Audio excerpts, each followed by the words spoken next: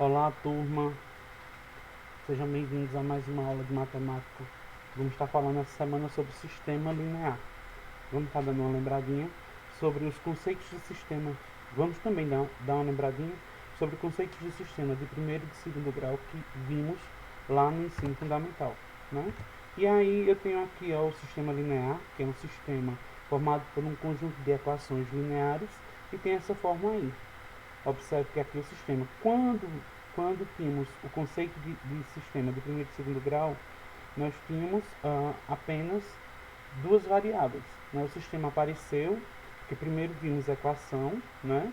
Equação do primeiro e do segundo, vimos a equação, vimos que na equação nós tínhamos uma variável, né? Mas apareceu problemas no nosso cotidiano que tinha mais de ter uma variável. E aí, por isso, começamos a estudar sistemas. Colocamos o conector nas equações, esse conector aqui é a chavezinha, esse conector é tornando aquelas equações um sistema. Então, a partir de agora, olha, esse sistema linear, a solução dele pertence também ao conjunto dos números reais, né? E ao conjunto solução do sistema, solução de todas as equações lineares do sistema, né? Então, esse conjunto aí, eu vou trazer um exemplo aqui para mostrar a vocês. Observe que aqui nós temos três variáveis, x, y e z.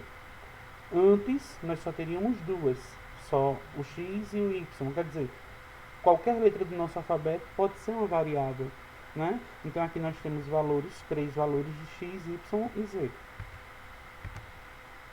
E como classificar um sistema linear? Olha, os sistemas lineares eles são classificados de acordo com o número de soluções apresentados por ele. Assim, os sistemas lineares podem ser classificados como SPD, que é um sistema quando ele é possível e determinado, né? Nós temos uma única solução para ele. O SPI, que é o sistema possível e indeterminado, quando ele possui infinitas soluções, né?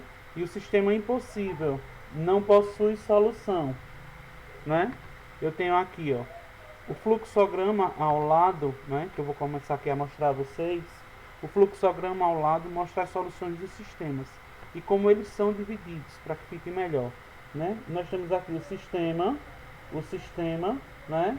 E aí o sistema, ele pode ser possível e impossível, né? O sistema possível e impossível. No sistema possível, ele pode ser determinado e indeterminado. Determinado é quando ele admite uma única solução, como a gente viu lá em cima. E indeterminado é quando ele admite infinitas soluções. Já o impossível, ele não admite soluções, certo? Então aqui esse fluxograma nos mostra melhor, né, como entender isso aqui. Então, como saber se um sistema linear ele tem solução? Como podemos descobrir? Observe aqui. Para sabermos se o sistema possui solução, basta calcularmos o determinante da matriz associada ao sistema. Assim, ele vai ser possível e determinado se o determinante for diferente de zero. Ele vai ser possível e indeterminado, se o determinante for igual a zero. E ele vai ser impossível se o determinante principal for igual a zero e o determinante secundário for diferente de zero. Estamos falando em determinante porque das formas que tem para resolver, que a gente vai ver aqui agora, olha, como resolvemos, né? Nós temos várias formas, só que as mais usadas, né, eu vou mostrar para vocês duas, que é a regra de Cramer e escalonamento. A regra de Cramer, vamos ver nessa aula. Escalonamento semana que vem, certo? Então, pela regra de Cramer, eu vou usar, a gente vai ver ela logo, porque nós usamos determinantes de terceira ordem, todo aquele processo que vimos em aulas anteriores, a questão de determinante, quando a matriz ela é quadrada, determinante de ordem 3. Então aí temos a regra de Cramer, né? Vamos resolver pela regra de Cramer. Vê. Primeiro aqui, a regra de Cramer, né? Ele fala que a regra de Cramer é utilizada na resolução quando o sistema ele é possível e determinado, e tem esses dois, vão ter dois passos aqui, ó. Para calcular o determinante principal, formamos uma matriz com o coeficiente das variáveis. Para calcular os determinantes secundários, substituímos as colunas das variáveis pela coluna do termo independente. Então vamos ver isso aqui no próximo slide, passo a passo, como é fácil. Já que nós temos uma base de como calcular o determinante. Eu tenho um exemplo aqui, ó. Observe que eu tenho o sistema 3x mais 2y menos z igual a 0, x mais 3y mais z igual a 1 e 2x mais 2y menos 2z igual a 2. Coloquei o conector aqui, ó, para dizer que isso aqui é um sistema, ok? E aí, observe que para mim montar uma matriz de ordem 3, eu vou pegar aqui os valores de x, y e z. Observe que aqui eu tenho 3, 2 e menos 1, 3 e 1, 2, 2 e menos 2. Vou montar aqui, ó, observe que eu montei a equação, como a gente falou, como eu falei, perdão, que íamos resolver pela regra de Sarros, que é determinante de terceira ordem. Então aqui eu já coloquei automaticamente aqui a primeira coluna ao lado da terceira e a segunda coluna aqui ao lado da quarta. Então temos uma matriz com 5 colunas e 3 linhas, uma 3 por 2, 3 linhas e 5, 3 por 5, 3 linhas e 5 colunas. E aí vou encontrar aqui as diagonais principais que são positivas, as diagonais secundárias que são negativas. Não vou me alongar muito aqui porque já foi muito bem discutido em sala de aula, certo? E muito na atividade que foi mandada semana passada para vocês. E aí, como é que eu resolvo? Observe que nós temos aqui, ó, mais com menos, menos, 2 vezes 3, 6, 6 vezes 3, 18. Tá vendo aqui? Mais, 2 vezes 1, 2, 2 vezes 2, 4. Mais com menos, menos, 2 vezes 1, 2, 2 vezes 1, 2. Menos com menos, mais. 1 vezes 3, 3, 3 vezes 2, 6. Menos 3 vezes 1, 3 vezes 2, 6. Menos com menos, mais. 2 vezes 1, 2, 2 vezes 2, 4. Já aqui nós temos dois números opostos. Podemos cortar? Devemos cortar. Então a gente tem menos 14, ou perdão, menos 18 mais 4, menos 14. Menos 14 menos 2, menos 16. Menos 16 mais 4, menos 12. Então, esse determinante é aqui o determinante principal. Por que determinante principal? A gente vai ver lá no finalzinho, nós vamos ver lá no finalzinho o porquê dele é principal. Porque para mim encontrar os valores de x, de y e z, eu vou precisar desse determinante, da ajudinha dele, certo? E aí vamos ter que encontrar os determinantes secundários. Esse aqui é o principal.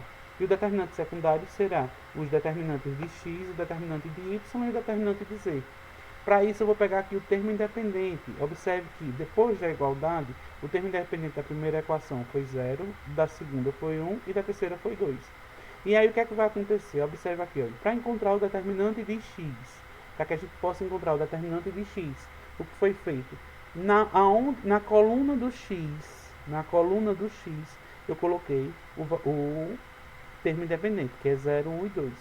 E fiz a mesma regra. Ó, observe que eu troquei aqui e troquei aqui. Por quê? Porque esse aqui não corresponde à coluna x, certo? E aí, quando fiz todo o cálculo direitinho, encontramos 12.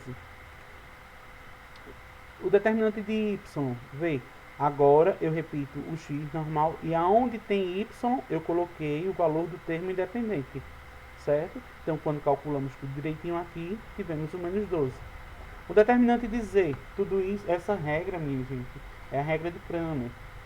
Depois vamos ver a mesma equação, o mesmo sistema, e vamos fazer ela por escalonamento, para que vocês vejam, né, que tanto faz um caminho como o outro. Se fizermos correto, chegaremos ao mesmo resultado. E aí, para encontrar o determinante de z, na coluna z, o que foi que eu coloquei o valor do termo independente e resolvi também.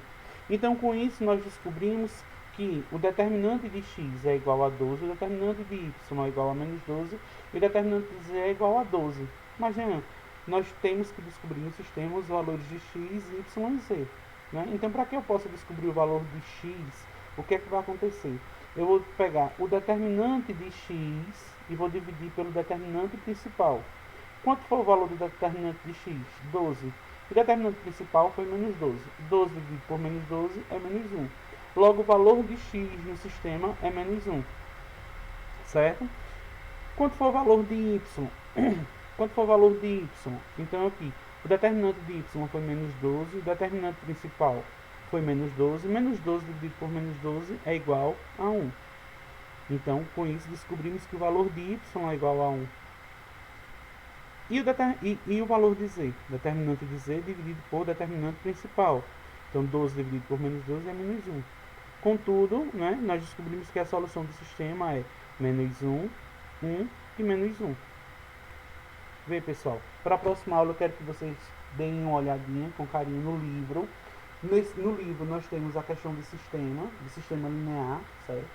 Façam a leitura. Também estou mandando material em PDF para vocês sobre o sistema linear, sobre regra de Cramer. Próxima aula vamos discutir escalonamento. Se puderem, deem uma olhadinha em escalonamento, certo? Deem uma olhadinha. E aí na próxima aula vamos discutir sobre escalonamento, certo? Qualquer dúvida, porque no material em PDF que eu estou mandando para vocês também tem atividades. Só coloquei dois quesitos, duas questõezinhas, só para a gente praticar a regra de Cramer. Na próxima atividade, quando tivermos concluído, aí, quando a gente vê escalonamento, aí eu passo a atividade do livro também pra gente, viu? Então aqui, ó, qualquer dúvida, vocês podem ir lá na nossa sala de aula online, podem me mandar mensagem no Facebook, podem mandar mensagem pelo Instagram, que eu vou estar respondendo vocês. Assim que eu visualizar, eu respondo. Não deixem de frequentar a nossa sala de aula do Google, certo? Estou preparando uma atividadezinha também extra para jogar lá na sala de aula, ok? Para que todo mundo possa participar. Eu preciso da resposta de todo mundo, ok? Então fiquem com Deus. Lembre-se, quarentena não é férias. Temos que trabalhar, temos que estudar, certo? Então fiquem com Deus e logo, logo, se Deus quiser, vamos nos encontrar.